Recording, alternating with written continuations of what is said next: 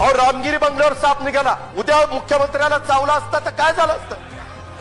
श्रद्धांजली व्हायची वेळ आली असती. काय चाललंय काय? की कोबरा होता का आणखीन काय होता माहिती नाही. आता तुम्हाला सांगतो, आता जर परत आवाज आला ना तिकीटच कापून टाकेल.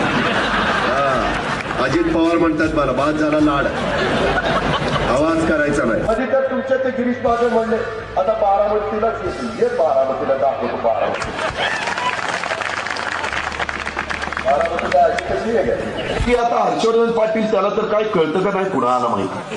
त्यानं तर 75 वर्षाच्या आईलाच जिल्हा परिषदेची वेळ. पण शेती करायचो तेव्हा अंडी गोळा करत होतो कोंबड्याची.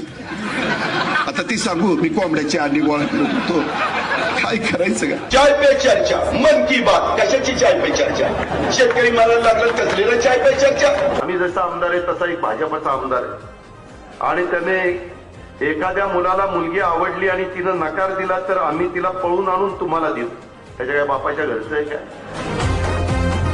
ती विजय शिवतरे तर काय पोपटासारखा मिठू मिठू मिठू बोलायला लागला.